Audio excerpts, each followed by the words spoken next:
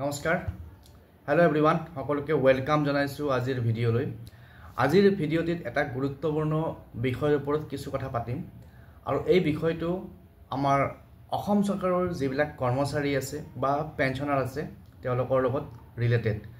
আশা কৰিছো ভিডিঅ'টো শেষলৈকে চাব আৰু তেওঁলোকে বিশেষকৈ গুৰুত্ব সহকাৰে চাব যিসকল অসম চৰকাৰৰ কৰ্মচাৰী বা যাৰ ঘৰত অসম চৰকাৰৰ কৰ্মচাৰী আছে বা পেনশনাৰ আছে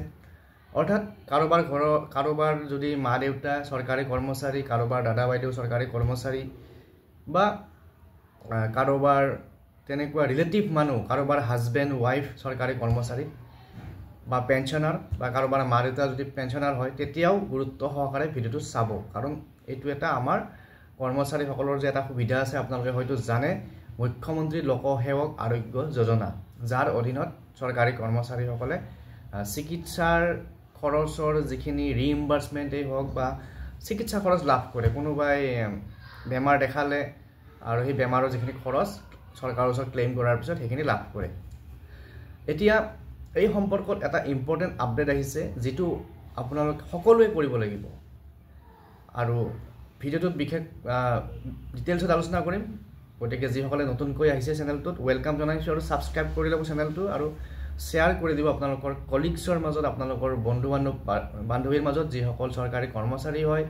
তেওঁলোকৰ মাজত শেয়াৰ কৰি দিব তো কথাটো এনেকুৱা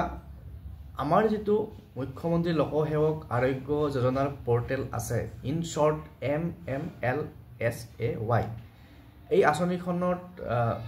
চৰকাৰে মাহিলী কাৰোবাৰ 225 টকা কাৰোবাৰ 300 500 এনেকৈ কাটে আৰু সেইমতে কৰ্মচাৰীসকলে যেটো মুখ্যমন্ত্ৰী লোকসেৱক আৰোগ্য যোজনা পোৰ্টেল আছে পোৰ্টেলত নাম ৰেজিষ্টাৰ কৰি পেলাই ডকুমেন্টছ কিবা যিখিনি দৰকাৰ হেবিলাক দি পেলাই নিজৰ নামটো বা নিজৰ ডিটেইলছখিনি তাত আপডেট কৰিছে কিন্তু ৰিসেন্টলি এটা আপডেট আহি আছে এতিয়া আপোনালোকে পোৰ্টেলটো খুলিলে গম পাব যে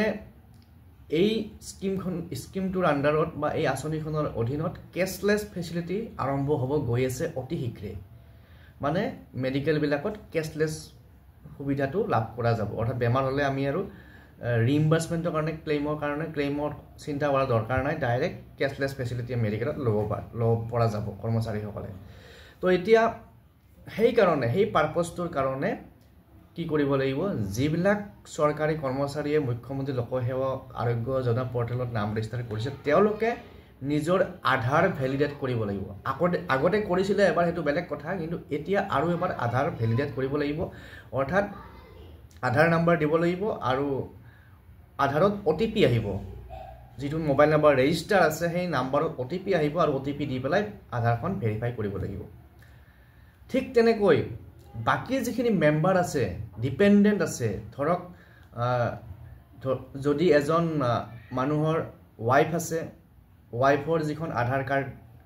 তাত দিয়া আছে যদি দিয়া নাই আধাৰ নাম্বাৰ তাত দিব লাগিব দি পেলাই তেওঁৰ আধাৰখন ভেৰিফাই কৰিব লাগিব ভ্যালিডেট কৰিব লাগিব OTP আহিব মোবাইল নাম্বাৰত আৰু কাৰোবাৰ যদি মোবাইল নাম্বাৰটো আধাৰৰ ৰেজিষ্টাৰ নাই তেতিয়া হলে আপোনালোকৰ প্ৰবলেম হ'ব গতিকে আধাৰত মোবাইল নাম্বাৰটো আপডেট কৰি পেলাই সেই আধাৰত OTP অহাৰ আধাৰৰ মোবাইল নাম্বাৰত OTP অহাৰ ব্যৱস্থা কৰি ল'ব লাগিব দ্বিতীয়তে তো এইখিনি আমি গম পালো যে যিখিনি ডিপেন্ডেন্ট পিতৃ মাতৃ কাৰোবাৰ পিতৃ মাতৃ বা কাৰোবাৰ ল'ৰা ছোৱালী এই গুটেই যিমানখিনি ডিপেন্ডেন্ট আছে সকলোৰে আধাৰ ভ্যালিডেট কৰিব লাগিব আৰু যদি কোনো কাৰোবাৰ সন্তানৰ বয়স 5 বছৰৰ তলত কাৰোবাৰ 3 বছৰ 4 বছৰ আৰু তেওঁলোকৰ আধাৰ কাৰ্ড বনোৱা নাই তেওঁলোকে কি কৰিব লাগিব তেওঁলোকে নিজৰ মাকৰ সন্তানৰ মাকৰ আধাৰ কাৰ্ডখন দি পেলাই ভ্যালিডেট কৰিব লাগিব আৰু এইখিনি কাম কৰিবৰ কাৰণে মুখ্যমন্ত্ৰী লোকসেৱক আৰোগ্য যোজনা পোৰ্টেলত আপডেট আহি আছে যে আপোনালোকে আধাৰ ভ্যালিডেট কৰক কাৰণ চৰকাৰে কেশলেছ ফেচিলিটি আৰম্ভ কৰিব গৈ আছে গতিকে এই কেশলেছ ফেচিলিটি আৰম্ভ হ'ব গৈ আছে এটো আমাৰ কৰ্মচাৰীসকলৰ কাৰণে যথেষ্ট এটা ভাল কথা আৰু গুড নিউজ গতিকে আজিৰ ভিডিঅ'ত এইখিনি ইনফৰমেশন আপোনালোকৰ লগত শেয়াৰ কৰিলো কাৰণ এইটো এটা ইম্পৰ্টেন্ট ইনফৰমেশন আৰু প্ৰতিজন কৰ্মচাৰীয়ে এই কামটো কৰা উচিত যিসকলে নাম ৰেজিষ্টাৰ কৰিছে আৰু কোনোবাই এতিয়াও এই পোৰ্টেলটোত নিজৰ যিবিলাক ডকুমেন্টছ পাতিয়ে হওক বা যিটো ৰেজিষ্ট্ৰেশ্যন প্ৰচেছ সেইটো কমপ্লিট কৰা নাই তেওঁলোকক ৰিকুৱেষ্ট কৰিছোঁ সোনকালে কৰি লওক কাৰণ কিয় কোন মুহূৰ্তত আপোনালোক দৰকাৰ হৈ যায় সেইটো কোনেও নাজানে আৰু মই বিচাৰোঁ ভগৱানে সকলোকে সুস্থ সবল কৰি ৰাখক কিন্তু যেহেতু আমি প্ৰকৃতিৰ নিয়ম অনুযায়ী আমাৰ বেমাৰ আজাৰ হ'বই গতিকে আমি যিখিনি প্ৰিকশ্যন ল'ব লাগে বা চৰকাৰে যে এটা সুবিধা দিছে সেই সুবিধাটো আমি সকলোৱে গ্ৰহণ কৰিব লাগে গতিকে আজিৰ ভিডিঅ'ত এইখিনি আলোচনা কৰিলোঁ পুনৰ ইয়াৰ লগত জড়িত কিবা ইনফৰমেশ্যন থাকিলে আপডেট থাকিলে শ্বেয়াৰ কৰিম আপোনালোকৰ লগত ইয়াৰ লগত জড়িত বা এই মুখ্যমন্ত্ৰী লোকসেৱক আৰোগ্য যোজনাৰ অধীন লগত জড়িত কিছুমান ভিডিঅ' মই দিছোঁ আপোনালোকক ডেছক্ৰিপশ্যন বক্সত লিংক দি দিম তাতে আপোনালোকে চাব পাৰিব পুনৰ লগ পাম ধন্যবাদ